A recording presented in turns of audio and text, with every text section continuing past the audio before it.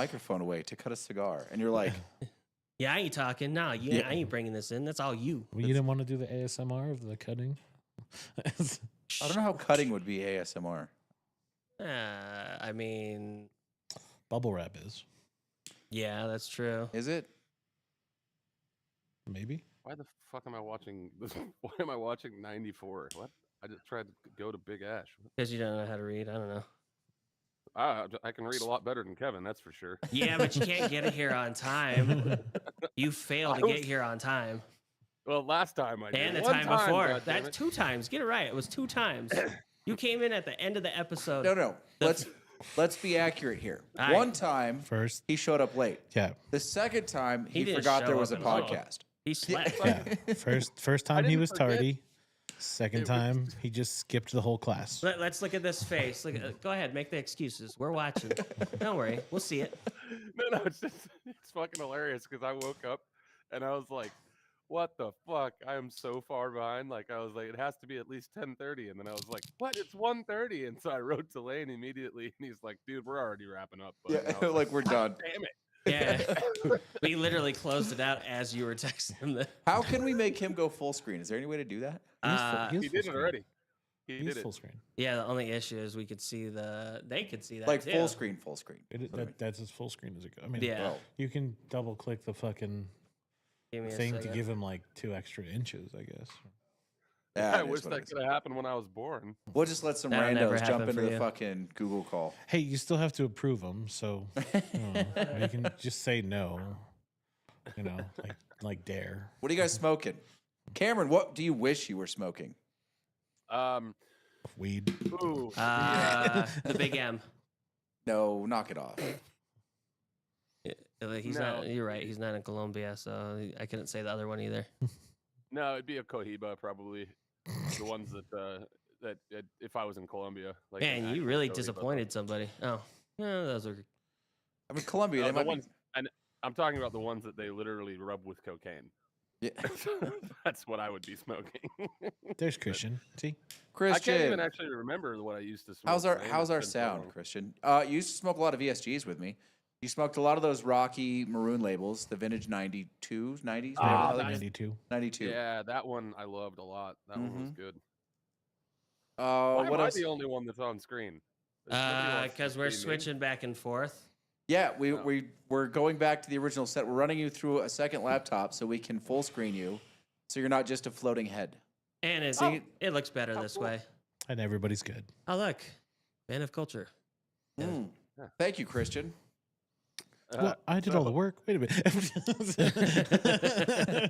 Casey's like, I was here. Motherfucker. I'll bring up our sponsors later, by the way. I've got some good sponsors this week. Yeah. Yeah, we can start with the first one if you'd like. Yeah, I mean, are we sponsored by an alarm clock so you'll be here on time? For the rest? No, so this week is sponsored by Omeprazole. Are you fat like Casey, or mean and angry all the time like Lane, or have PTSD like Kevin? Or mine's a not rock that star bad. like Cameron and is too fucking old? Then you'll probably have heartburn. You, Then you, you want Omeprazole. you forgot. Wait, isn't that just Prilosec in a different wrapper? Yeah, that's what it is. Well, Wow. wait, what was that? What, Prilosec- mean and Prilosec angry? was Is that less what I was? Yeah, you were mean and angry. Apparently you're mean and angry. I had no idea. I don't know who he's talking about. Listen, but- he has Dude. the snowflake mentality. Wait. Very, So we easily had offended. some. I'm not going to say what it was. We had some entitled folk floating around work, and I had to go ask. So everyone knows it's a restaurant, right? Mhm. So restaurant, there's like dining rooms and bar area, and this table had started out as a 4-top, which was fine because as a 4-top they were mostly drinking, but they were sitting at their table, and then it grew into like a 10-top. Like people showed up. Now they're in the middle of a dining room. And so they've graduated it all to standing, and they're just standing around their table like it's a bar area. And they're like I can already see where this. fucking They're like story me can to go with you Casey. involved. they're like me to Casey from people that are sitting down trying to eat dinner. So I go over there. I'm like, hey guys, kind of awkward for everyone sitting here eating dinner. I'm gonna move you into the bar area. I was really nice about it. Fairly cordial. I was polite. Professional, even. Well, And- Lane's would version say. of that is basically the same as Mike Tyson's version of doing a liver punch in fucking practice. Yeah. So, That's not that bad. So Wasn't full strength. That's fine. I'm not like, I am not in someone's about to square off mode. Like, we're not there yet. Not Okay. even kind of prepared for this. You weren't. This is like, you know, friendly, polite, upscale dining.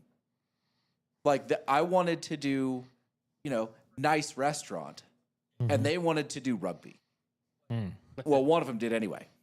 So I say this, and this little fucking 5'6" ginger kid turns around, fucking squares his shoulders off, and goes, "What the fuck is it to you?" And I was not Ding, ding, ding. like, no. Like, it was so out of context. There was no bell. I actually chuckled a little bit, like reflexively. Like, I kind of did one of these. I was like, really? Oh, that's cute. I kind of The felt old- bad afterwards. You're gonna need a bigger booster seat, bud. Little 5 foot nothing wants to fight. That's adorable. Oh my God. And then before he could say anything else, one of his buddies came over and like shouldered him off to the way, and he's like, "We'll go to the bar." I was like, "I appreciate that." It's like a little leaguer, like squaring up to a fucking professional footballer. Like, It was "I so can out of take you, context. bitch." I was just like, wait, really? Is this what we're doing? Like, well, it's this. It's like, are we doing midget tossing? Like, what's about to happen here? It was I mean, about to be that. Dude, Lane could toss me like a midget, and I'm fucking 6'2", dude. it's- You know, so I It's remember just this cut- happened actually with a buddy of mine too. There was a buddy of mine. Oh, go ahead, Lane. oh, Sorry. it was just so out of context. Like, I wasn't prepared in any way for that answer because I was being really nice about it. Like, I probably would offer to buy him a round of drinks until they were like, What's it to "What are you gonna do about it?" What are I'm like, you gonna do, small fry? Whoa. Till Tiny stood up and said some shit. Yeah. Felt like a scene Oh, out dude, of it's like Anchorman. that moment, always tiny.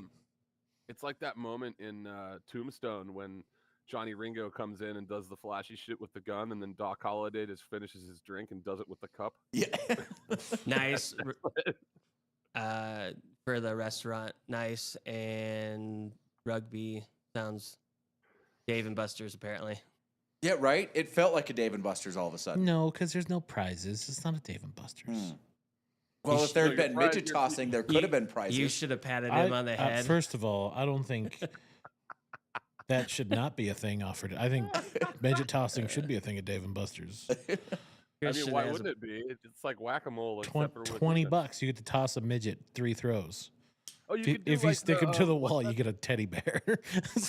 What's that thing they call it? It's the one that's it's called like the where you it's like called the shithole or something or whatever where you throw the bag into the hole. Cornhole. Cornhole. Cornhole. That's You a could do professional midget sport, cornhole. sir. Midget Okay. toss, midget tossing cornhole, dude. Just make the hole a little bit bigger and then have Lane just throw midgets into it. That's something isn't- else. That's my favorite scene in fucking Wolf of Wall Street. Is when they're celebrating in the office and they're tossing that midget. He pays them like 50 grand to throw him. Dude, did you ever see Colin Farrell in that movie In Bruges Mm, when he karate chops a midget? That's like my favorite part of the whole movie, dude. that's the most exciting part of that movie. Ah, If, man, if we're I being love fair. that movie. It's a I good love movie, that but movie. like the most exciting part is when he fucking fights the midget. Yeah, he just karate chops him and the midget just falls over. Like It's not the fucking hilarious. greatest Colin Farrell movie, I'll be honest. Well, not especially now that with him doing Penguin, man, the series that was fucking crazy. Dude, can't I still believe- haven't watched that. Penguin is legitimately good. Oh man, it's as good as you're ever gonna get, man. I was really impressed. It was especially to take like the origin story of a honestly one of the least favorite Batman characters of mine, and then really explain it out in the real world instead of it being all like Tim Burtonized. And man, the makeup and his accent and just like I'm not gonna give away the ending, but the ending of it was just whoa. I was like, whoa. They went really far with that show. Like they pushed that show as far as they can go. Josephus is making recommendations. Oh God. Ever Josephus. seen Gummo? If not, Yeah. you're welcome. Yeah, no, I have.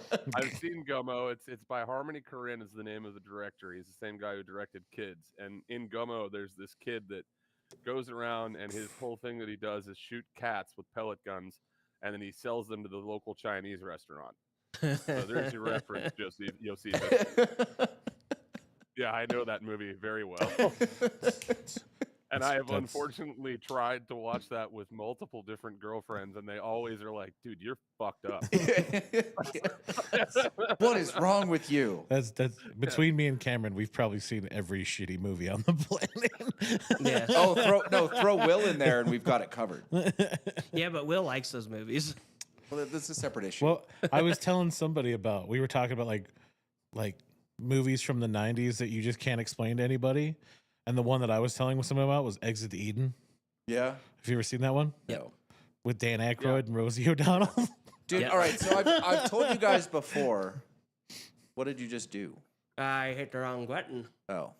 Let's see, it'll go away in a second. I hope so. So He poked the wrong hole. God damn it. It tried to connect to your TV again. Yeah. So my sister, when we were kids, when The Big Lebowski came out, Yeah. when we were kids, she watched it with us at home, and at the end, she said, "I just remember her. She looked at us and she goes, I don't get it, right?" Fast forward, I don't know, 15 years, and Cameron's like, "Dude, you got to watch this movie. It's amazing. It's fucking Bruce Campbell playing Elvis, but he's died." He goes, Fucking "It's called Bubba Hotep." I had exactly the same fucking reaction to Bubba Hotep. Fucking, I love Bubba Hotep. How do you not like that movie? I mean, just for the audience, the premise of the film is that Elvis didn't actually die, but he went to Vegas and he hired the best impersonator of himself, which his name is Sebastian Haff, to take his place. And because he was tired of being famous and he just wanted to live a regular life. He didn't know that the guy had an addiction to pills and stuff like that. And then he ended up burning the contract that he had signed with him. He ended up setting it accidentally on fire in a barbecue accident that set his mobile home on fire as well. So fast forward, and Elvis has been checked into to a fucking old folks home, and he's in there with a black JFK. So the guy is he is JFK, but he's black, and part of his head is a sandbag because they had to fill in the part of the brain that got shot out. Oh my And then God. there's a mummy that happens to be touring from Egypt, and they're bringing it from one like museum to the other, and the train gets in a wreck and it gets out, and the only way it can survive is by sucking the souls out of people's assholes.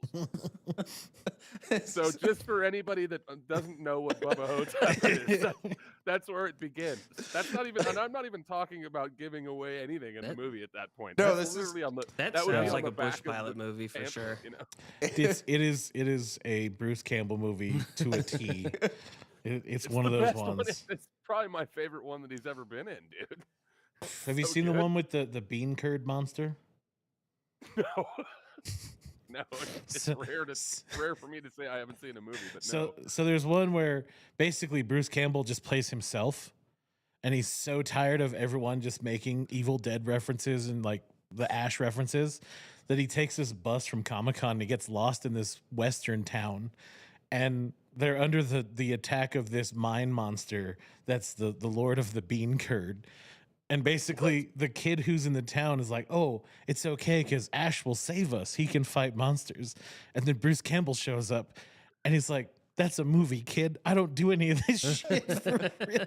It's fucking hilarious. There's one that Nick Cage was in recently too, because Nicolas Cage, he was totally honest about it. He lost like $8 million in the 2008 housing crisis or whatever. And so he's done like 150 movies since then to make up the debt. And he did this one where I forget what it's called, dude, but he goes around and he's basically a drifter through this town, and they hire him to be night security at this old, what used to be a kid's, like, it was kind of like Dave and Buster's in a way or whatever. Like, what's that one? That's Chuck E. Cheese? Like Chuck E. Cheese. Yeah, Chuck E. Cheese. and it has these animatronic things, and the whole thing is, as he's there, of course, there's like a bunch of like drunk teenagers that break in, and there's been all these murders that have happened in there, and it turns out that there's like all these animatronic things are possessed by it's different Five demons. Nights at Freddy. Yeah, Yeah. that's what it is. Yeah. That is the fucking worst Nick Cage movie that is so No. good. That's a kids False. movie. That's no, why. No, false. False. False. Dude, I don't remember what the movie's called. I think it was actually pretty highly critically acclaimed, and I don't care. It's like he can see the future, or somehow like Next. You think it's is it next? is the one that ends with a burning moose jumping through a wall or something? Oh And- God, That's No, next. that's when he literally jumped the shark. I can't remember what that movie was though. Dude, that But, I like- just like at some We point. watched that together, you and I. Yeah. You had that we did a pre-screening of that, if I Mhm. remember. And you It's- were Dude, you were unfortunately subjected to so many fucking terrible movies because you were my friend. They usually got up and But, walked out, probably. Dude, that No, moment in dude, that Lane movie. always stuck it out, bro. Lane stuck it out through fucking Facing the Giants. Oh, stuck wait, it hold out on. Wait, Bowman, because there's another one. And it like it wasn't it like if you were a specific gender, probably a pretty good movie. I'm not that gender. Bowman's like, dude, we're screening a movie tonight. And I'm like, cool. What is it? He's like, so here's the thing. There's this girl I want to hang out with, but she needs to bring someone else. So I need someone else there. I'm like, this is getting worse, Bowman. What? Was it What Priscilla, are you- Queen of the Desert? No, it was No. fucking Devil Wears I love- Prada. Oh. Yeah. Oh, I remember this. Oh, dude, yeah. I know. Both Lane and I are just sitting there, and I was like, "Oh man, I have made a fucking horrible mistake. I don't even care who these girls are." Dude, at Like, some this point movie's he like so he bad. just leans over and he goes, "I'm sorry, man." Yep, I did, dude. I was like, what am I gonna do? Like, dude, there's been so many moments like that. I mean, God, there's like the worst though. My favorite was obviously Facing the Giants, subjecting you to that horrible I mean, fucking thing. That was Facing the Giants is the worst movie I've ever seen. It is god awful. It's Oh, not it's close. awful. It's so bad. Dude, every once in Like, a while I'll say that and someone will be like Geely and I'm like not even close. No. Not in the same ballpark. Like Yeah. Different game, dude. That's like, Get on my you know, level. that movie was so bad that it collapsed an entire movie studio. yeah. Fox Faith. Fox Faith ended after Facing the Giants. No, it's They were like, it's "Yeah, Disney Faith none now. more of this shit." Oh, yeah, Disney Faith. That means there's just going to be penises painted in the background. They're like, speaking of penises painted on random objects, fucking Kevin's rare character picks. That's right. I enjoy Kevin's rare character picks, but he puts dicks in the background, and I find it hilarious. What are we drinking? This rare So character. the warm-up whiskey Yeah. is 1792 bib. All right. Number 2 is Kevin's rare character pick, and then number 3 is Kevin's Old Forester pick that I just cracked the second bottle. Ah, yeah, yeah. Number 2 is To the Moon, is what this one's called. Tim And What's the Bone. proof on this? 126 or something? Yeah, and the mash bill is 75.21.4. 75 corn. 123.24 is the proof. It just says 75.21.4. I'm sure it's corn. Probably. Corn, rye, malted barley. And it's called To the Moon. To the moon. Oh, so pow right in the kisser. Pow. Straight to the moon. Yeah, if I come back and do this tour, then I'll definitely be coming in and drinking some whiskey with you guys. Yeah, man. I won't. When are you won't gonna be get that smoking, finalized? unfortunately. Well, I mean, so I'm working on it right now. I've still got a couple more things that have to fall in line, essentially. But I should know in a couple of days on both tours, the one in Kazakhstan and the one back in the States. Hopefully, the one in the States, I can come and hang out in Tahoe for at least maybe 4 or 5 days. Does that mean you're going to be Kazakh Cameron from now on? Yeah, why not? Kazakh Cam. The Kazakh man. We go from Thailand cam to Cambodian cam to Kazakh cam. Yeah, exactly. Cambodia is living Wow. so much. That's That hurts. Mm. Dude, this is my problem with rare character picks, right? It's viscous, Yes. oily. Like the finish is strong, Not a lot going on there. but it tastes like young corn. Is it? Yeah, not a lot going on there. I've been having some really good rare character picks, but not many. Even their exceptional series is starting to fall off a bit, though, in some of their bottles.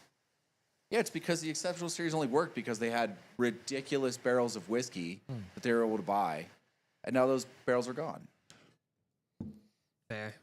They should have gotten away from the exceptional series then once they were gone. Was the exceptional one that when we took to James? Sorry. What's up? Oh, there's just a little bit of latency there. Go ahead. My apologies. We took that bottle down. Was that the exceptional series? The shorter black bottle. Yeah, that one. Yeah, it had a picture yeah. on it. Yeah. That was good. There's some of them that are really good, but like the last couple that I've tried haven't been that great. Dude, I had one that was a $300 bottle. Tasted like hydrogen peroxide. Couldn't get past it. It was like, you're selling this for what? Why? You like drop that down to 150, if that. I mean, cook with it. Do something. Don't force people to drink that. I missed Christian's reference about Roadhouse. Yeah, I didn't. That's what I was trying to interrupt about.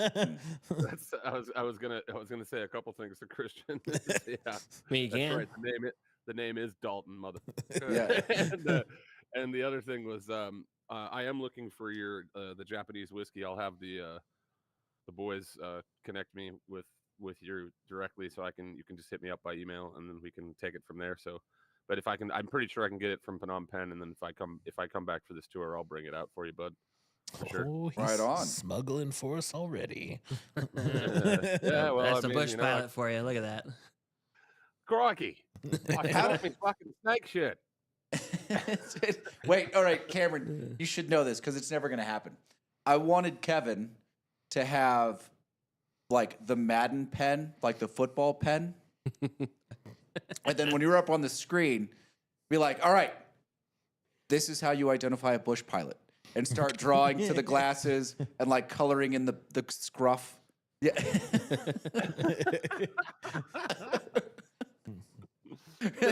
You're like, what are you doing? You're like, no, Cameron, just sit there, be calm. Just sit there calmly and don't move. Yeah. Don't move. Crikey, you don't want to look it in the face. It'll kill you. Don't make eye contact. Don't make eye contact with it. It's the worst thing. No. Don't get down to its level. Cameron, were you going to comment about? Because I wrecked my Cessna in the middle of the wilderness. My apologies. But I climbed back out. So that's the origin story of Cameron in Cambodia. He just I crashed. can believe that. He just crashed his plane and he can't go anywhere. Yeah. He was smuggling and got shut down. Honestly, not the worst plot to a movie I've heard. So, you know what I mean? And then fucking here's Cameron all of a sudden with a couple of like 4 animals that I was trying to smuggle across the border. 2 yaks Cameron and a goat. and his pangolin.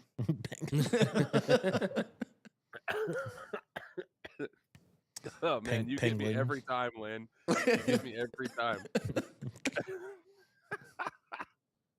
Dude, that old Forester pick, like the 1792 is good, right? That old Forester pick is fucking good. I know it's good. That's why I haven't started drinking it yet. Oh, I'm gonna save when it you for get then. to it, like I went through the 3 just for a comparison. I know you did. It's good. What are you guys smoking? Christian, I think, still has bronchitis. I don't think he can smoke yet. Christian, Joseph. you see what's in the fucking? Yeah, that's what we were laughing at. Joseph is commenting. Okay. So I'll put it this way: is that Christian? It was basically the opposite. It was for me. It was girls coming into the projection booth and doing things to me because I had the control of the movies. I guess I don't know. I used to get knocks on the door while I was. That's how the whole song Veronica became a thing. Because I used to sing while I was threading 35mm projectors, and then apparently the audience could hear me down there, and I actually didn't know that. So then this girl, I come down. There's a knock at the projection booth door at booth 4 and 5, and I come down, and there's this absolute smoke show who became a very good friend through the years, also named Veronica, and she was like, your voice is so beautiful. Can I come follow you around? And I don't even want to watch the movie. And I'm like, is this happening? Yeah. Like, is this actually what's going on? And so she just followed me around and just hung out with me for like a week. Does he know Drunk But yeah. Jesse? No. No. Who's Drunk Jesse? Because that holds up to Drunk Jesse's theory about. How do I explain Drunk Jesse? First, he's one of my brother's friends. He's a good guy. Drunk Jesse is generally a good human being, but there are a couple things about Drunk Jesse. First of all, he always thinks there's a porno going on just around the corner. And when I say just around the corner, I mean like around the corner in the room he's literally in. He's like, dude, people are fucking around the corner. And you're like, what? He's like, trust me. It's like he's like the telepathic porn communicator. Is that Yes. what- He's the porn whisperer. Luckily, right around the corner from us is the bathroom. So it could Oh, I've happen. definitely seen some shit happen in that bathroom. I can tell you that. Most of it was Holdren crying, but other than that, I've seen some other shit. Random I've seen some entertaining stuff. in Random fact number 2. Drunk Jesse has, I don't know how this works, right? So he's like, yeah, if you need to get away from the cops, just climb a tree. And we're like, that's stupid. They'll catch you every time. Except he's done it 3 times running from the cops and never been caught. He was on the phone one time, much like Cameron hiding in a bush, except the cops were right underneath him. And he called my brother while I was with my brother. And he's like, dude, the cops are after me. And my brother's like, are you in a tree? And he's like, yeah. Dude, that's because Flora is our friend. It wants to help us. The cops don't look up. The third thing, like- cops don't look up; they only look down on black people, bro. That's the only thing that they do. Or Jesse put is their knee also, down like- on them. Jesse is the real life Mr. Magoo. Yes. Like that dude walks through danger completely oblivious and never gets hurt. 100%. I'm the opposite. Yeah. I just get hurt all the fucking time. No, dude, and he's I'm also like through danger. whistling, walking through a construction site, like ends up on a fucking hanging rebar, and then it magically meets at the right point in the connection, and he just walks across like he is Mr. Magoo. That's right. It's- Swinging I-beams and everything Now missing. that said, listen, if you're ever in a bad spot, you want Jesse there. Like you could be in the middle of fucking Nevada, your car breaks down, it's fucking snowing, and fucking Drunk Jesse be stepping. It's like, well, I guess we're walking out of here. Okay. He also wait. This is important for you to know, Cameron. Can't knock him out. He doesn't Really? have that nerve cluster in his jaw. Interesting. He has That'd be a no button. Yeah, no button. I Yeah. haven't met him. suck. I really want to know about that button. Like, I can tell you that. I can tell you this: if he was in the Muay Thai ring that I was in when I was fighting for the qualifier for the Northern Championship, you definitely want a knockout button in a fight like that. Because if you don't, you'll end up being fucking hamburger. Like you remember in Point Break when he talks about how he found what's his name down in Baja, like looking like hamburger or whatever. Yeah. That's what you'd look like if you don't have a fucking knockout button in Muay Thai, dude. Yeah, no, but I shit you not. He has no button. Point Break, the 3rd movie in the Roadhouse series. Oh, Cameron has not heard your Roadhouse theory. It's not mine. It's just it's a collective theory that there is a trilogy revolving around Roadhouse. He probably just started it himself, All though. right? It starts with Dirty Dancing, where we meet Patrick Swayze driving the black car that he drives, right? From that point, he realizes that there are rich people in the world and that he can elevate his status. And he also learns how to fight because dancing's like fighting. Now we meet him a few years later at the Roadhouse, where he has now mastered fighting and he's just trying to, live his life. But he also, again, meets more rich people who have all the power. Skip a couple years later, where we now meet him as a surfing bum, where he talks about the black car that he drove in the past, which is the exact same car from Dirty Dancing. And now he's just been so pissed off about the rich people that he now comes up with a plot to rob them and take their money. It's a trilogy. You're welcome. Holy shit! How did I never fucking put that together? Like, no, I think you're actually fucking right. Cameron's Now that I mind is I'm blown. telling you, it tracks, okay? If you watch those all together, it's the same character, okay? He's the It is- same well, I guy. mean, It's a not like trilogy. Patrick Swayze. Well, and then fast forward to Donnie Darko, and he's a rich pedophile. So You could add the fourth one. It's a little subplot, but it's Yeah. different. He You literally could is- add the if fifth you watch one, Donnie Darko, he's a fucking rich pedophile. and then he's afterwards he's a ghost. So realistically, it's a five series. Dude. Well, Ghost came before, technically. After Donnie he would've- Darko is when I realized just how kooky, like, proper actors and actresses were. Oh yeah. Because fucking the girl in Donnie Darko used to live up here. Like, she grew up up here. And I met her after the movie, and she would come into the restaurant that I was bartending at and sit in the corner in the dark, like, hoodie, hat, whole deal, and, like, read a book for, like, hours at a time. You couldn't, like, you could, you know, try and take an order from her or something. And, it was just the most awkward conversations you've ever had. You just, Interesting. like awkward how? Like, she didn't want you there. Got it. That makes sense. Most famous people are tired of being identified usually. Yeah. Yeah, but she wasn't even that famous, man. She was like she was like mid-level. Imagine being fucking I thought about this, so I became quite famous in a very specific circle, like in this, you know, international film festival circle, and then again with Lucidity and Burning Man. And at Lucidity, I remember one year I had become so famous that I couldn't literally walk anywhere or do anything. Is that just in that group? Yeah, just only within that group. So I was super lucky, right? So, but this is what I realized when I was walking around is that every time I would go anywhere, there would either be one of five things would happen. One, somebody coming up to me, telling me that it's so amazing. Thank you for producing this. Thank you for putting together this thing. Two, hey, I know the DJ. I need to get back and talk to the DJ. And then three, power went down in another area of the fucking music festival. And four, a stage collapsed. And then, or five, somebody just died on the dance floor. So I couldn't go anywhere. So I actually started wearing masks and a cloak when I would go out to walk around just to go take a break. Well, 'Cause I was Justice on- gave you a nickname now. You what? I said Justice just gave you a new nickname. Camgella. Oh, that's so Yeah. good. Oh, God, that's Wait, good. we do That's- have a proper question on the table, though. Oh yeah, what's the question?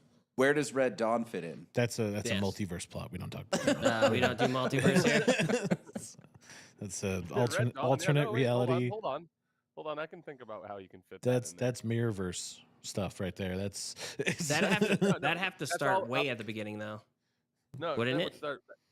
I mean, yeah, I guess so. He was pretty young when he was in that. Yeah. I guess. Oh, and I guess technically Red Dawn fits between Dirty Dancing and Roadhouse. I thought he was younger it and could've dirty in He Red Dawn than he Dirty. learned to fight the ways when we were invaded by the Red Army. Okay. Ah, And he became a killer, Now see? it's really becoming a fucking thing. They're all connected. Every Swayze film, dude, all the way to him being a pedophile. They're connected. Now, hold on. This is the real question for me personally. Is that can you string together a trilogy that also ends or has Roadhouse tied in for Sam Elliott? Josephus. Oh, says, that's easy. The Outsiders. That's easy. Where does that Yeah. one fit in? No, see Oh, that. that'd See, be early. so all right, but The you have to Outsiders is track super Sam early. Elliott's character from Tombstone. Oh Okay, yeah. realistically, Start there. Sam Elliott's character is an immortal. All right, that's why. Now, He doesn't age. And then you You go all can the see way to it. Big Lebowski. yeah, Now yeah. he's just, So like, so this hear me sage. out. I mean, he is like the same age now as when every- I first saw him in a movie. Every town Exactly. you see him in is just Tombstone, but at a different point in its developmental life after Tombstone. And the name changes. All right, which would then end with Ghost Rider, where he is proven to be an immortal Ghost Rider, monitoring the graveyard where all of his friends have been buried for a millennia. So there you go. Yeah. All right. This is interesting. Wait, is Casey, I that the had Nick no Cage idea Ghost you had Rider? anybody Yes. else. Yes. So now you've got to tie in Nick Cage. Well, that's easy. Nick Cage has just been the same ever since. Nick Cage has been, dude, every That- single here- movie. in the here's Nick the real Cage- question: was it Nick Cage, or was it John Travolta in Con Air after Face Off? Ah, yeah. Mm. Was that just Nick Cage doing Travolta, or was that Wait, just who Nick was Cage? in that terrible fucking Elvis movie? Which Which one? one? The 3,000 like- miles to Graceland? Yeah, yeah. How dare you say that's a Oh, terrible? How say that. dare you, sir? But who are the other Allowed to two? say it. That's Kurt. That's Kurt. That- Isn't Kurt? It's, Russell? It's Is Kurt it Kurt Russell, But also Kurt Russell played. That was the second time he had played Elvis. and Kevin Costner. What was the first Yeah, time? Kevin. Costner. Okay. Kevin What was the Costner's first in time that. you played Elvis? In the 70s, I think. Those two movies. Fact check me though. Those two Fact- movies are Kevin, proven fact to be check me. linked. That is the same character. What, Face From- Off and No, for the Kurt Russell's character from the Elvis movie he played before, and then 3,000 Miles to Graceland is technically the sequel to that movie. okay. Really? He plays the same guy Look technically. it up because I want to find out. Like, I want to make sure because I'm pretty sure because I remember my mom talking about the Kurt Russell because she was all in love with Elvis forever, and so I'm pretty sure that he was in the 70s or 80s. He played Elvis, and then fast forward, he plays 3,000 Miles to Graceland, which by the way is not a fucking terrible movie. It's terrible on purpose. You know, Well, it's yeah. supposed to be fucking ridiculous. It's like Smoking Aces, that one they Whoa, filmed in Tahoe. whoa. Dude, it was just Whoa. called Elvis in 1979. Yeah. Yeah, Yeah, yeah, See? same Fucking- guy. Hard to fuck with Cam on his movie knowledge. Josephus says Sam Elliott and Christopherson both turned 50 and stayed 45 for 45 years. That is true. Yeah, until Justified when Sam Elliott shaved his mustache off and lost his superpowers. Yeah, how could you do that to him? Like, I mean, that's like, I mean, I didn't have the beard. of Casey and power, I had so- this discussion, right? So here's what happened. They called him up and they're like, "We'd like you in this role." And he was like, "Sounds good." And they're like, "Yeah, there's a catch." And he's like, "What's the catch?" They're like, "Well, first, this is what we're willing to pay." He was like, "What's the catch?" You have to shave the The, mustache. the mustache has to come off because you look more cowboy than the cowboy protagonist. Dude, that motherfucking mustache should have a name all of its own, dude.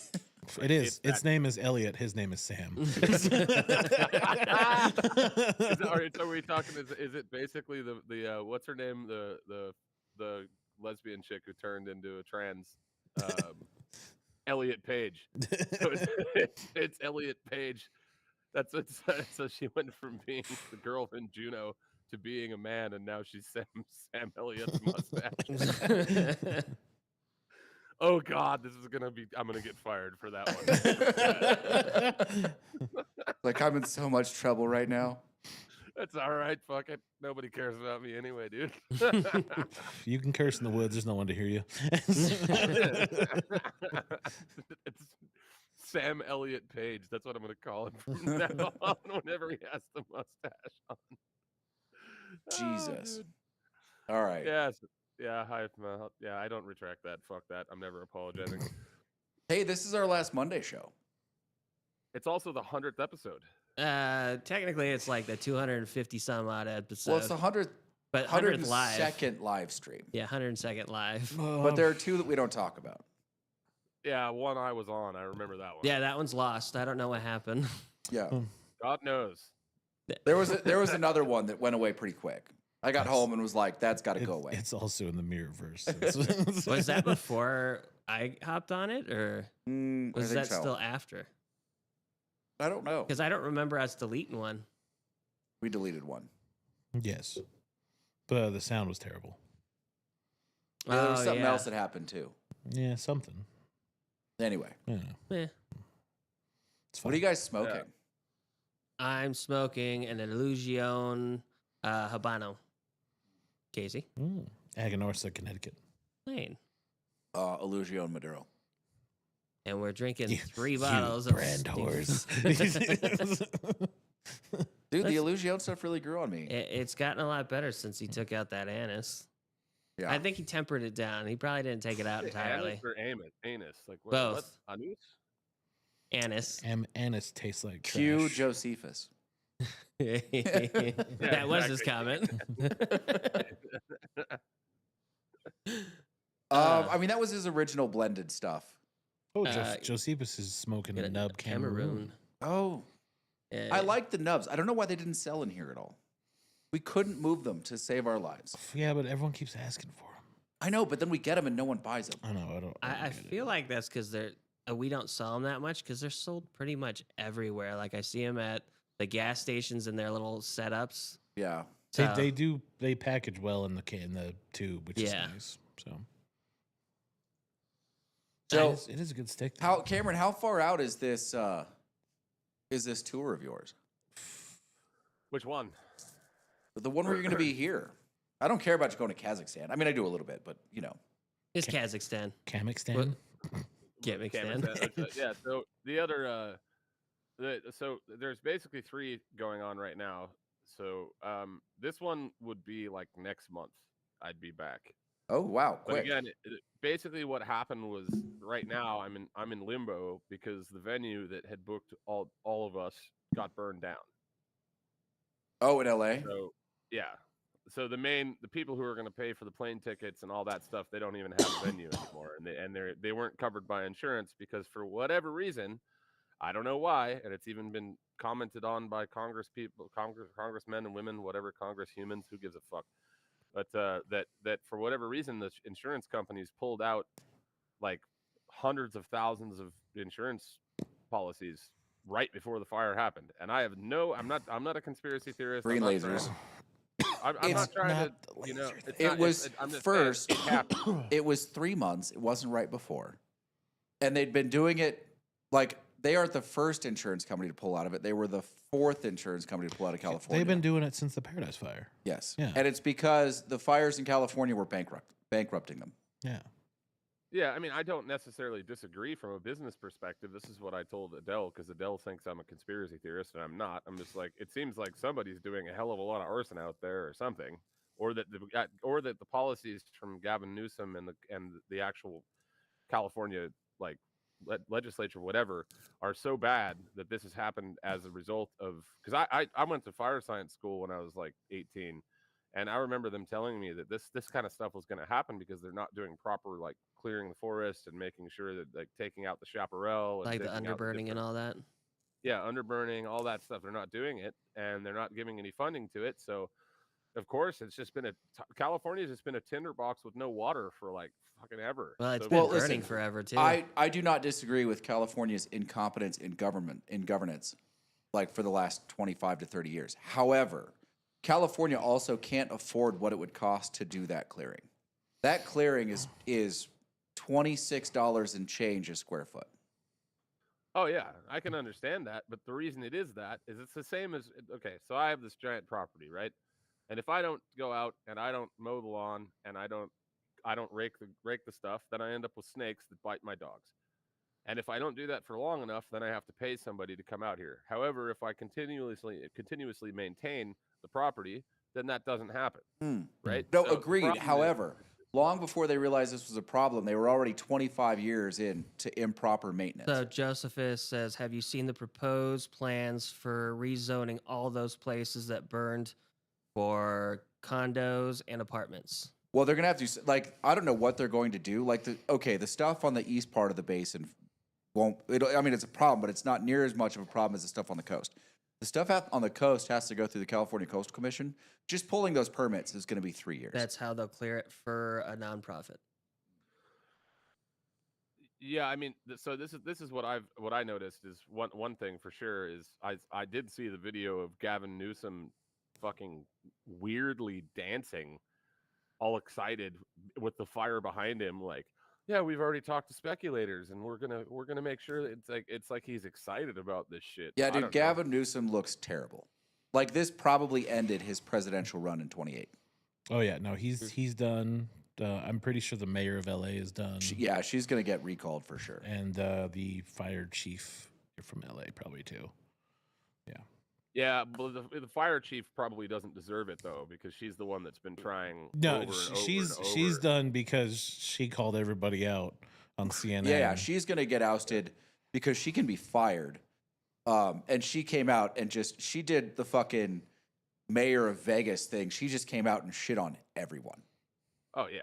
Well, I mean, they can't fire her right now, but I they mean, will eventually. That has to be Yeah, refreshing, no, though. she won't get fired for like 6 months, and then they'll find a reason to get rid of her, which sucks because it was refreshing to have somebody come out and just fucking Whoa. California's tell proper fucking poor governance. They're going to find something on her in 6 months. They're going to be like, look, you can either resign or we're going to make this public. And then she's going to resign. It's if they find everyone. something. I believe that. They'll will. They'll make something. It is. Yeah. It's government. Come on. They'll create something too, and Yeah. they'll figure it out.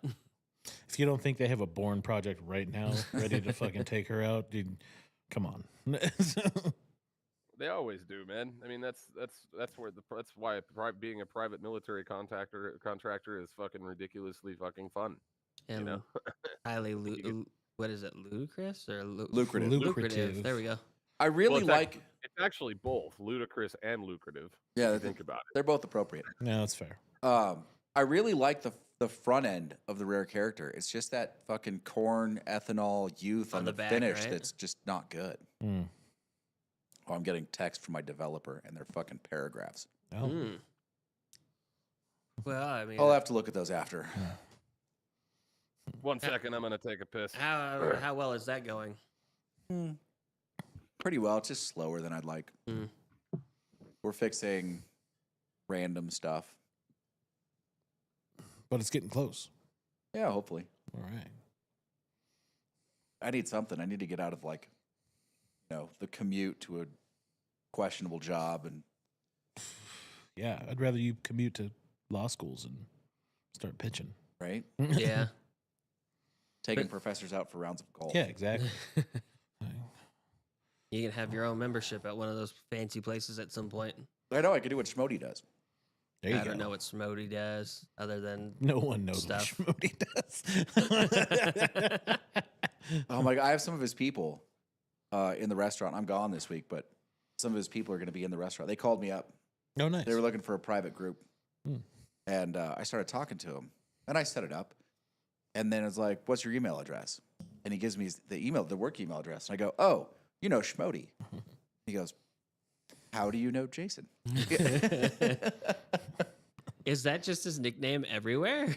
It's his last name. Oh, got it. That's his last name. We just, I thought you just gave him some weird ass fucking name. No, it's what everybody calls him. Okay, Schmody. I call him The Schmo guy that I was talking to was actually his boss at one point, so he probably called him Jason. Probably. Schmodizzle. Schmodizzle. They're gonna be up fucking The D-Gen. doing the show off for clients thing. Oh, nice. There you go. It's a good time. It's a good I'm place back. to do it. Cameron's back. Yep, I'm here.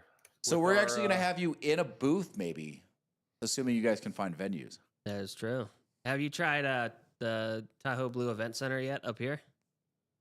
Well, so I have a plan for that. Like, but I think the problem with that at the moment is I probably need about $30K Nah, to fair. four-wall that, which that includes insurance, I would imagine. But I'm down to do that. But there's only a few artists that I can think of that I can book that would actually be worth that kind of that level. So what I have to do first is I need to figure out four-walling Opal or Blue or one of them or both. Or those. And just figuring out, just to test the market and find out whether or not it's going to work. Lane's been talking about possibly opening an LLC to carry the insurance policy. Thanks, Lane, by the way. Yeah, I can stand up an LLC pretty easy. Yeah, but I mean, it's really cool that you're willing to do something like that. I mean, you and I, for those of you that don't know that are watching the podcast, Lane and I go way back, and he's always been there on the background, like doing something with most of the events that I've been involved in the U.S. in some way. I'm always the guy that like all the hangers on are hanging out around fucking Cameron and the fighters or whoever, and they're like, "What's this guy doing here?" And they're like, "Don't worry about that guy." Yeah. Yeah, I mean, I always just try to throw chicks at you, but you're picky. Mm-hmm.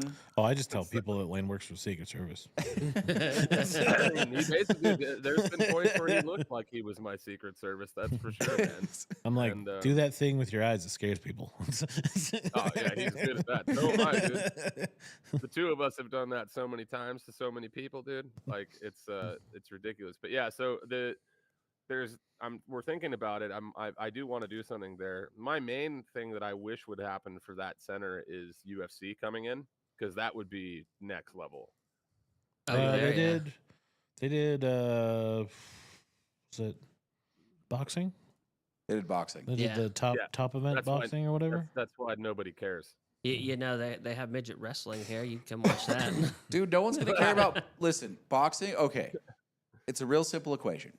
It's fucking light heavyweights in the UFC. A little bit more now, but originally it was light heavyweights in the UFC. Mm-hmm. And I think if the light heavyweight division collapses in the UFC, they have some problems, but they're popular enough that it would take a long time. In boxing, it's heavyweights. If you don't have exciting heavyweights, Yeah. no one gives a shit. No. And that hasn't changed for eons, dude. That hasn't changed for over 100 years. No, because all So the good, with all the best UFC, fights you like- talk about in boxing are heavyweights. I mean, with UFC, like the thing about them is what they've done. I mean, you just can't argue with what they've done, man. When you think about what Dana White did and everything, they created an entire sport that's now competing with like top level stuff like NFL. It's better. It has more viewership than basketball. Yeah, I especially mean, women. I don't women's think basketball. anything competes with NFL on viewership and dollars. I mean, I think the UFC is worth about the same amount as the Dallas Cowboys. But everything else, like they are a legitimate sport, but the NFL just makes so much fucking money. Oh yeah. Like it's obscene how much money the fucking NFL makes. Well, I mean, yeah, there's that. I mean, and so I think the total value of the UFC right at this point is $8 billion. Yeah, I bet So- right now if Jerry Jones put the Cowboys for sale, he'd get between $9 and $10 billion. I thought it was 7. Yeah, but I like think- the I think it's Commanders were 8. supposed to I think were. it's 8 now. Was it? Okay. Yeah, but Christian, the I've question seen isn't him. like what the perspective value is. The question is what is someone willing to pay? Like the Commanders were supposed to be worth like $2.5 billion, and they sold for 4 and change or something. The Washington Sentinels. Yeah, Yeah, but don't they? This is the other thing that comes with that. So this is good. This is a great subject to talk about. This is the other thing that comes along with that, is that they also, when they buy it, they also own the stadium. They own like so much stuff, right? So the UFC doesn't own any stadiums. They don't own any of that stuff. They're investors in a lot of it. I know they threw in a bunch of money, or at least the Fertitta brothers did, for the Raiders to move to Las Vegas, which is fucking Vegas. I'm so happy that that's happened. yeah. You You know, know who the yeah. driving? You know who the driving Fuck you. force? Don't you ever fucking laugh at the Raiders. I'm not I'll come laughing there at the Raiders. They're and I just will garbage fucking kill anyways. you with my own bare hands. Did you You see can they have try, a new you'll coach, just like Cameron? at your arms. You see the Raiders have a new All coach right, and that's why I quarterback? have legs. I did. The Seahawks South. Yeah. I'm not thrilled, but The Seattle Raiders. I mean, they've made so many, the Seattle. They've made so many mistakes, dude. The whole thing starts with that whole, like, we were right on the way up with John Gruden, and then all of a sudden the NFL just burns him because obviously their internal structure and their stuff is all toxic, and they just decided to out him and burn him and get rid of it, so then they could just not talk about it anymore. But Dude, all the, of them the talk like that. NFL. Okay, I will stop you a little bit. The NFL's internal governance is not toxic. It's a prison, right? Like the NFL is fully in the don't get caught camp. Like everyone else is like, don't do this, and the NFL's like, I mean, we're not going to look too close unless you force us to, but don't get caught. The Ackland Raiders. Yeah, they're in the Scott McDonald camp of the world, which is like, Yeah, I everything's wasn't. legal until you get caught. I mean, listen, if Scott McDonald was going to be the general manager of a team, it would be the Las Vegas Raiders. Oh, absolutely. I would support that. Not That would be Riverboat great. Ron. He would be a little bit too close to Mike Tyson for his liking. At the moment, yeah, a lot of people. For those of you that don't know, Scott actually played the fucking cut man in the Netflix Tyson series that I think they pulled now, and because they didn't ask Mike Tyson for his permission, and then he was like on I can't remember what. I think he was on Rogan. And he was like, "Yeah, this motherfucker never asked me for. They didn't ask my permission, so I don't support that." You know, and it just like, even when Mike Tyson gets angry, you're just like, dude, this is really scary shit. Like, this I don't- is fantastically uncomfortable. And I wasn't even there. man. There's that moment when he. I have an entire. Have I told you about the song that I wrote called "Fuck You Till You Love Me"? Okay, so I took the entire Lennox Lewis rant that he went on when he was going to fight Lennox Lewis in 2002, I think it was, and he's going to walk off stage, and he's just gotten out of prison, and he's walking off, and there's a guy that's like, he's like, hey, hey, Mike, and he turns around, he's like, what? And the guy's like, it's a journalist. He's like, they should put you in a straitjacket, Mike. And he's like, I'll put your fucking mother in a straitjacket, you punk ass white boy. I'll fucking fuck you in the ass. I'll fuck you till you love me, bitch. You won't last 2 minutes in my fucking world. And so I turned it into a fucking acoustic love song, dude. And it's become one of my most famous songs that I play. One of my most requested songs that I play, dude, is "Fuck You," and people sing along to it. I'll fuck you till you love me, faggot. I'll fuck you till you love me. I mean, I know he looked like trash in that fight, but I would want no part of Mike Tyson. No. Fuck. No, I wouldn't either, mate. I mean, dude, he went in and he got his dollar bills with Jake. I mean, why wouldn't you? Yeah. As Dave Loberg told me one time in the past, he said everybody's got to cash their paycheck sometime. That was his paycheck. He was playing with that kid, just letting him. And I can see it because I know there was a moment when I was in the ring, the one before the fight, before the qualifier for the Northern Championship, and I was just in the ring with this guy, and I was thinking about, while I'm kicking him and hitting him, I was thinking about like what his mom feels like. I knew his girlfriend was in the audience, and I'm like, I don't want to fuck him up too bad. And then of course I end up losing the fight, but because I was just. All I could think about was like trying not to hurt this kid. And I'm like, what am I doing in a ring?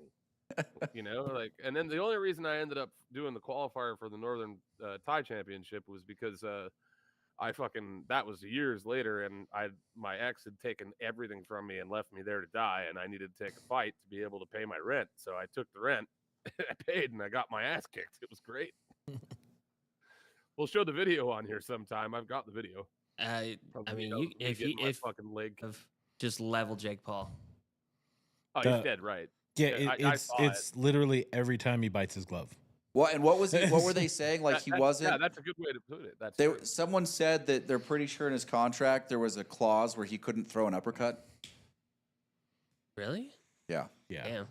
Probably because. Well, I mean, that's because that's his. He technically throws what's called a fish hook. Yeah. Same thing Chuck threw on Randy Couture in the second fight that they had. It's not quite an uppercut. An uppercut's like this. It's more like a pop it's like a kind of a hook, but you pop up right underneath the jaw and you smack them right under the jaw. Yeah. Right here. And it works.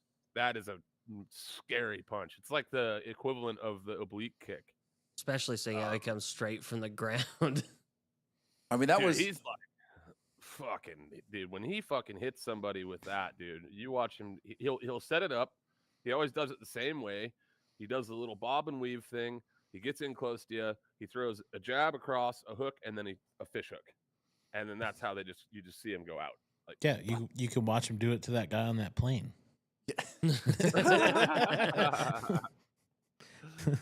As to why the guy on the plane thought it was a good idea to talk trash to Mike Tyson, no one will ever fucking know.